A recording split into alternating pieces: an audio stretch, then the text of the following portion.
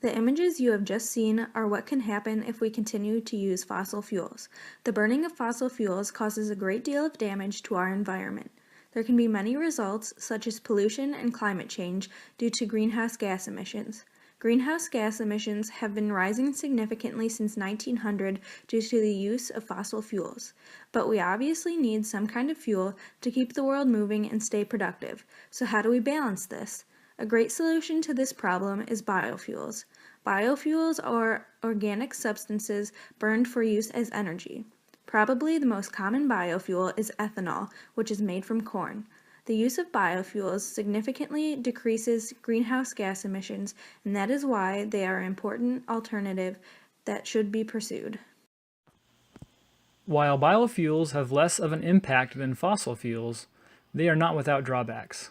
For example, the production of first and second generation biofuels means that more agricultural land is needed. This demand is often met by converting natural lands to agricultural land. This is called indirect land use change. Also, increasing the size and intensity of agricultural operations to accommodate biofuel production can lead to using more industrial fertilizers, which run off into bodies of water and cause a process called eutrophication.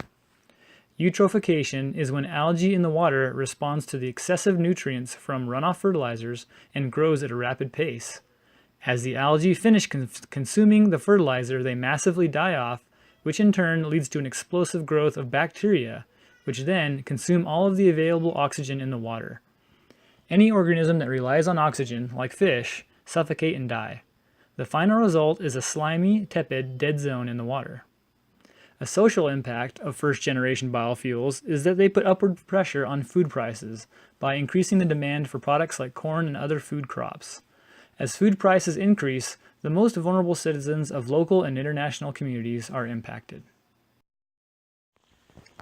Let's now take a minute to introduce one idea of how we can improve existing biofuel production techniques and displace a greater proportion of fossil fuels.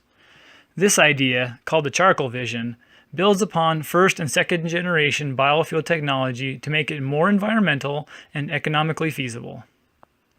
The process of the charcoal vision is depicted in this graphic.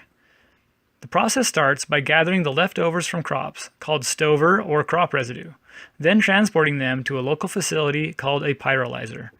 A pyrolyzer is a special furnace in which the crop residue can be burnt. Burning crop residue in a pyrolyzer produces synthetic natural gas, bio-oil, and biocharcoal. The synthetic gas is used to burn the next batch of crop residue, while the bio-oil is transported to a refinery and made into transportation fuel to replace fossil fuels. The biochar is returned to the farmers and is deposited back into the soil.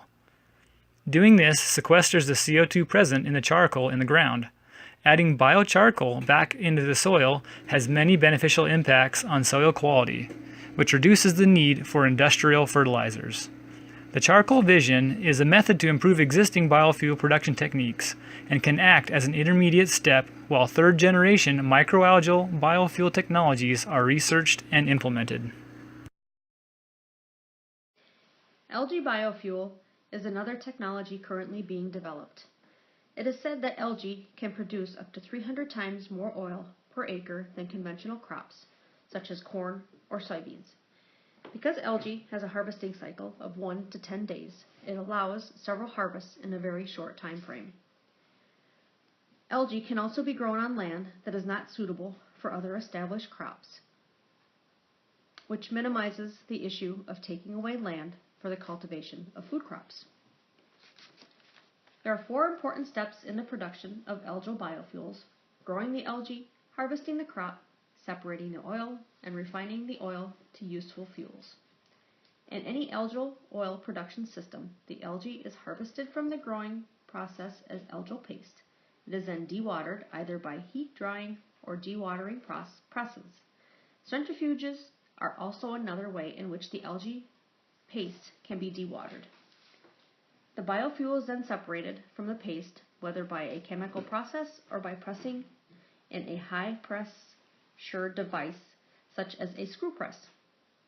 The finished product in algal oil is a form that is then suitable for use in the production of biodiesel, or it can be further refined into fuel.